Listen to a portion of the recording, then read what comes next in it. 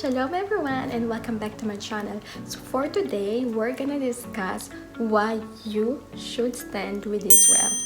Yes, you. Yes, you. I have my Israeli flag with me. Actually, I got it during the Independence Day. So why you should stand with Israel?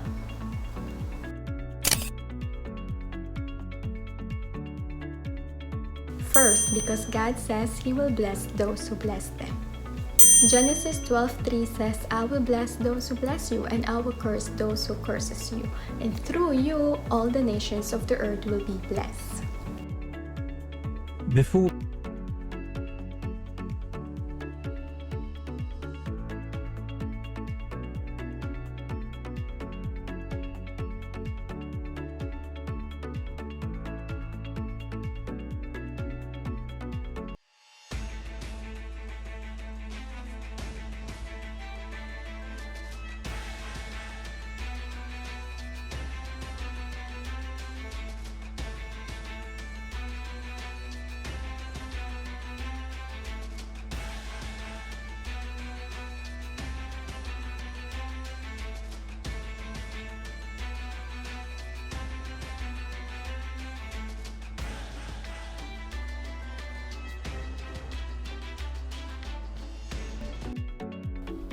Jacob, who was renamed Israel, became the founding fathers of the 12 tribes of Israel. So the promise of Abraham passed on to Israel as well. God is going to bless those who bless Abraham, which means He is going to bless those who bless Israel, and this promise was never withdrawn. Also, the book of Isaiah 60:12 says, For the nations that will not serve you will perish. It will be utterly ruined. יש לי כאן מסר לאויבינו, לכל אויבינו, אלה שבטהרן ובדמשק ובביירות ועזה. אנחנו אולי בממשלת מעבר, אבל כשמדובר בביטחון ישראל, אנחנו עומדים מלוכדים כאיש אחד. אל תטעו בנו ואל תנסו אותנו. Second, because we owe them a debt that we have received through them. Through Israel, the promises and the covenants were given. Through them came the law, the prophets, and of course, our Messiah, Yeshua, who has opened up access to God for all. Yeshua was a Jewish man born to a Jewish mother in Israel in the 1st century, and he was well known by the name Jesus. He was born in Bethlehem, raised in Nazareth, and was in many ways very much a person of his time and place. Through the Jewish apostles, the gospel first went through all the nations. Yeshua and his first followers were Jews who observed the normal Jewish way of life. They followed the Torah, the law of Moses, its teaching, and its practical applications.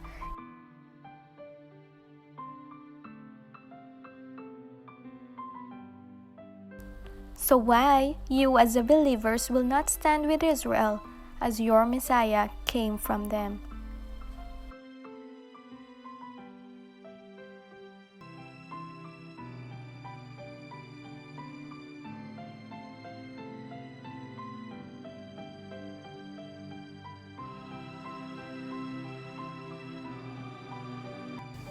Third, because God's gift and call of them have not been revoked.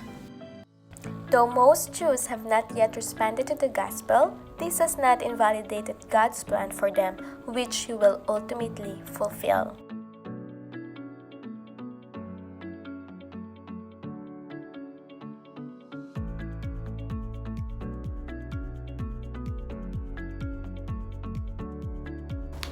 Fourth, because God has promised to bring them back to their land. God promises the Jewish people a land flowing with milk and honey. And while it's a sign of abundance, it's also literal. In fact, milk and honey is critical. It's used 20 times in Scripture. But when the Jewish people returned from 2,000 years in exile, they found a barren desert land.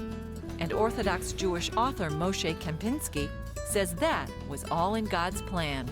God says, I'm going to do something miraculous. I'm going to create a land that even though those climate issues don't call for it, it's going to be a land that's going to be filled also with dates and honey and also with milk, so that you know that nothing comes here. Nothing in this land comes here except when it's from me. And God has delivered on that promise. We consider leaders in that production of milk in the world. Despite the heat, humidity, and limited resources, the Israeli cow produces more milk per year than cows in the US, European Union, and Australia. God has promised to the Jewish people to bring them back to their land and cleanse them from their unrighteousness. According to Kempinski, the revival of trees in the land is the first sign of redemption. Ezekiel 36 says, mountains, shoot forth your branches, give forth your fruit, because my children are coming home. That's an unusual thing for God to tell a tree. That's what he created a tree to do. Except God is saying in Leviticus, I said it's going to be a desolate land when I kick you out. But watch, when I bring my people back home, this land is going to come forth with blossoms and trees and fruits. So, he says, every date you eat and every glass of milk you drink here is like prophecy being fulfilled. The regathering of Israel has been prophesied in the book of Ezekiel, Isaiah, Hosea, Amos, Deuteronomy, and even Yeshua himself says this in the book of Luke, and by Paul in Romans 11. People have longed to return to this land for thousands of years. I'm Sarah from France. Hi, I'm Dylan from Uruguay. Hi, my name is Debbie.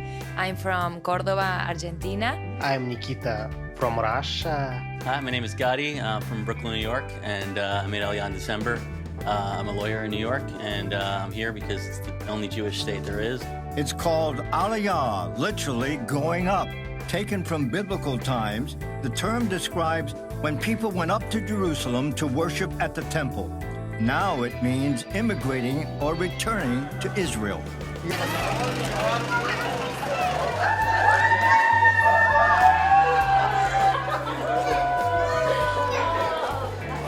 Brookie Bye-bye! Welcome!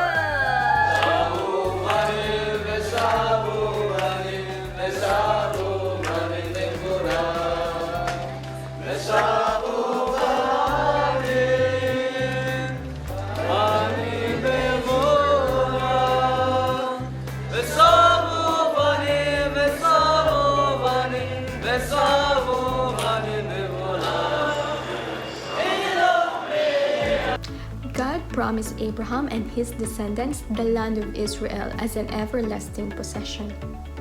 He confirmed that promises to Isaac as recorded in the book of Genesis 26, 3-4, and again with Jacob in Genesis 35, verse 12.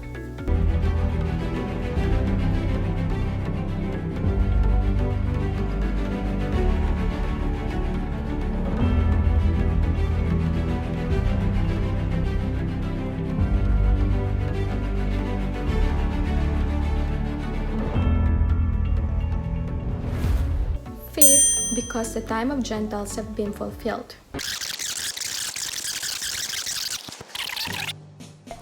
In 1967, in the course of defending themselves against an attack from their Arab neighbors, the Israelis regained control of the entire city of Jerusalem for the first time since 70 AD, thus fulfilling this prophecy of Yeshua. The third day of the war, the IDF High Command issued a surprising order: capture the old city of Jerusalem. 2 battalions attacked the high ground, overlooking the city from the Jordanian side of the Mount Scopus demilitarized zone, while a 3rd battalion headed for the old city itself. At 9:45 a.m., Colonel Mota Gore breached Lion's Gate, and at 10 a.m., his voice crackled through the army radio, shouting ecstatic words that still ring in Israel's memory.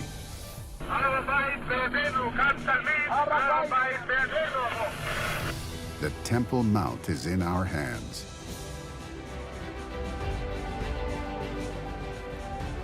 Minutes later, IDF Chief Rabbi Shlomo Goren arrived to recite the poignant Shehechi Yanu blessing and to sound the shofar, as emotional paratroopers wept and smiled at the ancient stones of the newly liberated wall. The iconic images of that moment have become symbols of Jewish survival and of the nation's inextinguishable bond with the sacred city. a second brigade entered the city south through the Ashpot Gate to flush out pockets of resistance. At 11 a.m., the Jordanian governor signed surrender papers, and the city elders surrendered at 11:15 a.m. By 1 p.m., the old city was under Israel's control. All believers in the world should know that the ending of Gentile control of the city is God's plan. 6. Because we are to comfort God's people. In Isaiah, God says, "Comfort, comfort my people, says your God. Speak tenderly to Jerusalem and cry to her that her warfare is ended, that her iniquity is pardoned, that she have received from the Lord's hands doubled for all her sins." God says that the Gentiles will nurture the Jewish people and assist them to their re-entry to the Promised Land. It is our divine mandate to help them for their own sake and for the fulfillment of their unique call.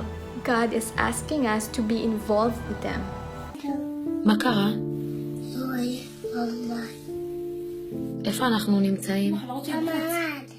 בממ"ד. למה? למה אנחנו בממ"ד? מה? נכון. כמה פעמים היה? כמה פעמים? 2.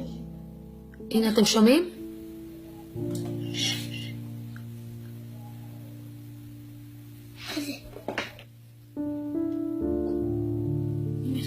אני לא מפחד, אני פה איתך. לא מפחד. אני לא מפחד, אני פה איתך, טוב? לא מפחד, אני פה איתך.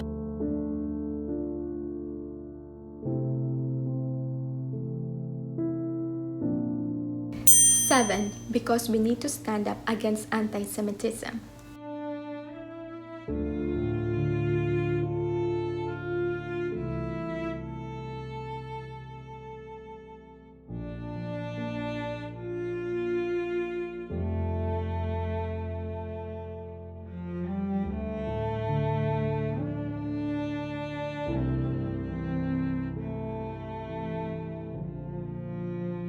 Throughout the history of the church since the 2nd century, Christian leaders have been guilty of the most vicious anti-Semitic acts.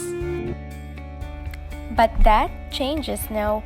Thousands of Christians gathered in Jerusalem every year to celebrate the Feast of Tabernacles or Sukkot, as commanded in the book of Zechariah.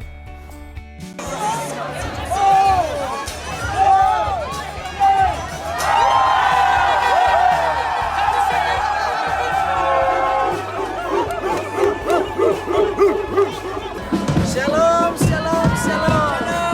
We love Israel.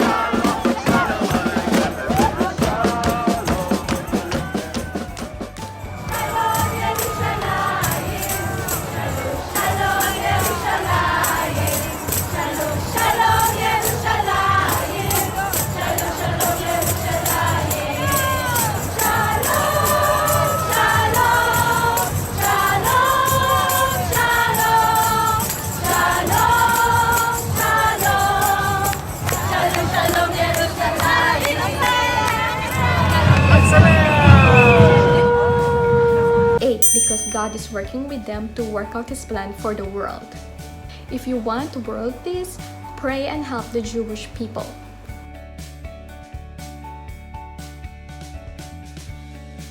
If you want to see the church restored, pray and help the Jewish people. If you want to see the Messiah returns, pray for the restoration of Israel. If you want to see your nations and all other nations being blessed, including the Arab nation, pray and stand with Israel and the Jewish people and resist the anti-Semitism. If you want your own life to be blessed, help and bless the Jewish people. If you want your life to prosper, pray for the peace of Jerusalem.